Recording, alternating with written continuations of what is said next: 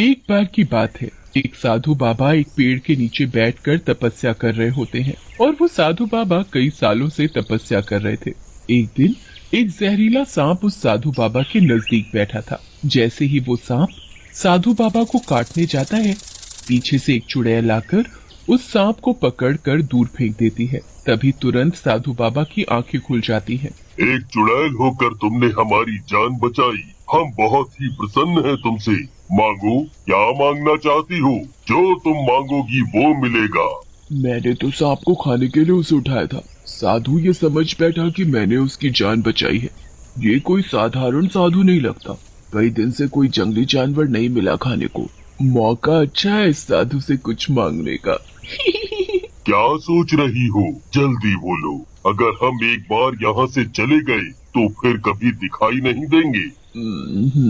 ठीक है, मांगती हूँ। मुझे ना एक उड़ने वाला पक्षी बना दीजिए साधु बाबा, जिसकी नजरें चाकू से भी तेज हो और वो बादलों की गहराइयों तक उड़ सके, ऐसा पक्षी। ठीक है। साधु अपने कमंडल से जल निकालता है, उसे हाथ में लेते हुए कुछ मंत्र पढ़ता है और चुड़ैल के ऊपर फेंक देता है। तभी चुड़ैल के दोनों तरफ पंख निकल आते हैं। अब उसका आधा शरीर एक बाज का था और आधा चुड़ैल का। फिर साधु बाबा वहां से चले जाते हैं। चुड़ैल पंख पाकर बहुत खुश थी। कैसा बुद्धू बनाया मैंने उस साधु को। अब मैं इन पंखों से कहीं भी उड़ सकती हूँ। तभी चुड़ैल उड़कर एक बड़े से पेड़ पर जाकर बैठ जाती है। उस पेड़ पर एक बड़ा सा घोंसला बना था। वो घोंसला एक बाज का था और उस घोंसले में बाज के 3 छोटे छोटे बच्चे भी थे। अरे, ये घोंसला तो किसी बाज का लगता है। मेरा यहाँ रहना ठीक नहीं है। अगर उसने मुझे अपने बच्चों के आसपास देख लिया तो वो नोच नोच कर मुझे खा जाएगा। तभी चुड़ैल की नजर कुछ नुकीली झाड़ियों पर पड़ती है। उन झाड़ियों में एक बाज मरा पड़ा था। तभी घोंसले से बच्चे चींची ची शोर मचाना शुरू कर देते हैं। लगता है ये बच्चे उसी बाज के हैं जो उन झाड़ियों में पड़ा है। शायद उन नुकीली झाड़ियों ने उसकी जान ले ली। पर अब इन बेचारे बच्चों का क्या होगा? ये अभी बहुत छोटे हैं, उड़ भी नहीं सकते। चुड़ैल को उन बच्चों पर बहुत तरस आता है। आज से मैं इन बच्चों की देखभाल करूंगी। शायद ये बहुत भूखे हैं। इनके लिए मैं जल्दी कुछ खाने को ले आती हूँ। चुड़ैल बच्चों के लिए कहीं से रोटी लाती है, पर बाज के बच्चे रोटी नहीं खाते। अरे, रोटी नहीं खानी तो क्या खाना है? हे भगवान, ये मैं कैसी मुसीबत में पड़ गई। हाँ, बाज को मांस खाना पसंद है, तो उसके बच्चे भी मांस ही खाएंगे। तभी वहाँ जंगल में एक आदमी दिखाई देता है। वो वहाँ लकड़ियाँ चुनने आया था। क्यों ना मैं इस आदमी को इन बच्चों का भोजन बना दूं? फिर क्या था, चुड़ैल अपने पंख फैलाती हुई उस आदमी को पकड़कर पेड़ पर ले जाती है। बाज के बच्चे उस आदमी को देखते ही उसे नोच नोच कर खा जाते हैं। इन बच्चों की पसंद और मेरी पसंद बहुत मिलती जुलती है। बाज के बच्चे अब चुड़ैल को अपनी माँ समझने लगे। सभी बच्चे चुड़ैल से चिपक कर सो जाते हैं। सुबह होते ही बच्चे फिर से खाने के लिए शोर मचाने लगते हैं। चुड़ैल खाने की तलाश में गांव में घुस जाती है। अरे वो देखो, वो क्या बला है? उसका तो आधा शरीर चुड़ैल सा और आधा बाज का दिखता है। पर वो यहाँ हमारे गांव में किस लिए आई है? ये हम सबको कैसे घूर घूर कर देख रही है? देखो देखो। सुनो गांव वालों, मेरे बच्चे बहुत भूखे हैं। उनके लिए मुझे खाना चाहिए। आराम से देते हो तो ठीक, नहीं तो मुझे छीनना भी आता है। इसे तो देखने में भी बहुत डर लग रहा है। अरे भाइयों, इसे जो चाहिए वो दे दो और यहाँ से दफा करो। तभी 2-3 गांव के आदमी अपने अपने घरों से खाना लाकर उस चुड़ैल के सामने रख देते हैं। मेरे बच्चे ये सब नहीं खाते। फिर तुम्हारे बच्चे क्या खाते हैं? मेरे बच्चे मांस खाते हैं, वो भी इंसानों का।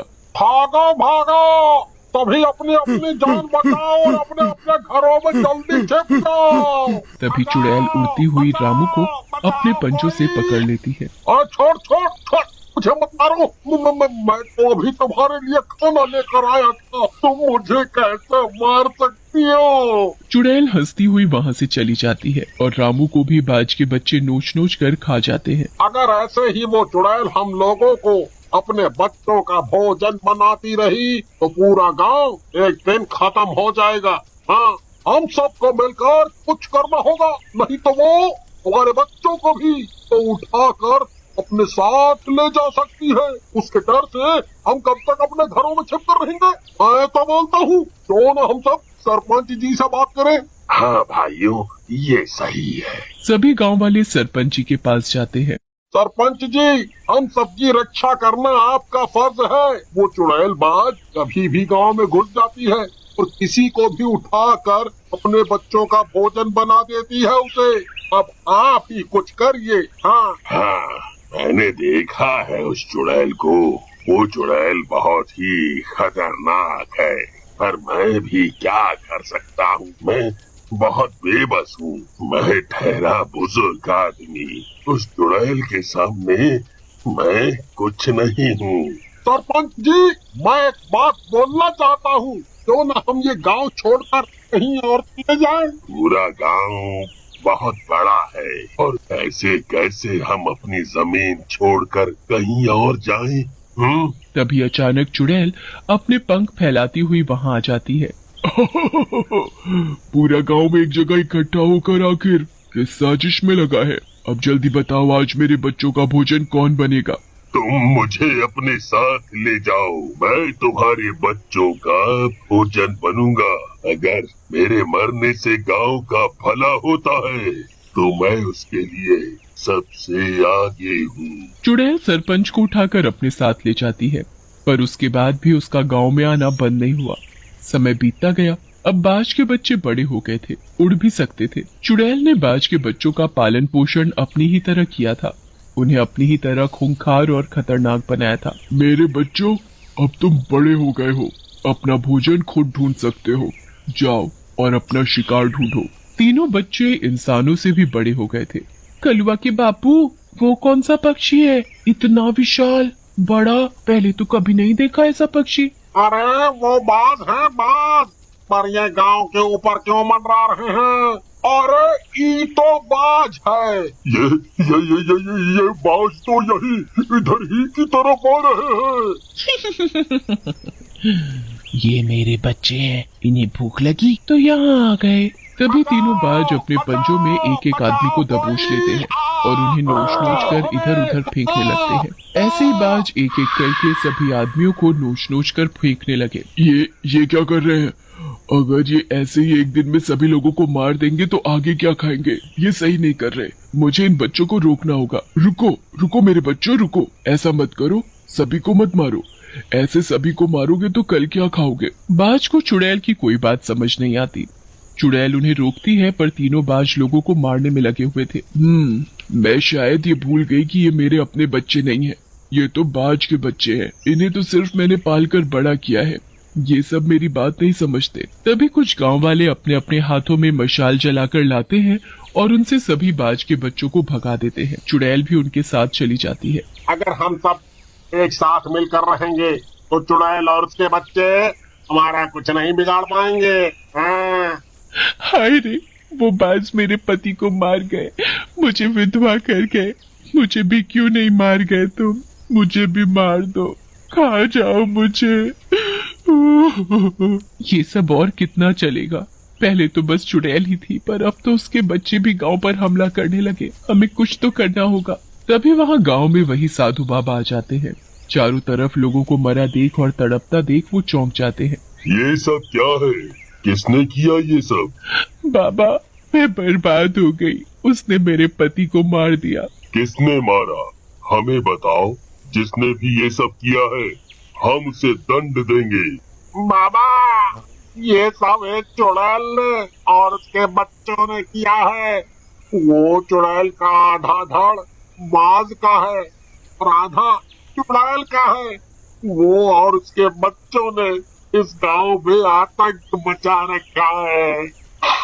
रोज आते हैं और गांव के लोगों को मार कर खा जाते हैं। अच्छा, तो ये उसका किया धरा है। मैंने उसे उसके अच्छे व्यवहार की वजह से बाज के पंख दिए थे और उसने उनका गलत उपयोग किया। फिर साधु बाबा गुस्से में सीधा वहीं जाते हैं जिस पेड़ पर वो अपने बच्चों के साथ रहती थी। साधु के पीछे सभी गांव वाले भी होते हैं। दुष्ट चुड़ैल, तेरी इतनी हिम्मत! तूने लोगों को मारकर अच्छा नहीं किया।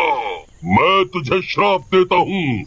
तू और तेरे ये शैतान बच्चे अभी कीड़े मकोड़े बन जाएंगे। आगे की जिंदगी इसी तरह जियोगे तुम। बाबा बाबा ऐसा मत करिए, आगे से हम किसी को नुकसान नहीं पहुंचाएंगे। साधु बाबा चुड़ैल की एक नहीं सुनता। तभी चुड़ैल बाज और उसके बच्चे छोटे छोटे कीड़े बन जाते हैं और जमीन पर रेंगने लगते हैं। फिर सभी गांव वाले चैन की सांस अगर लेते वीडियो हैं। अच्छी लगी है तो चैनल को सब्सक्राइब कर लें और बेल आइकन को दबाना ना भूलें।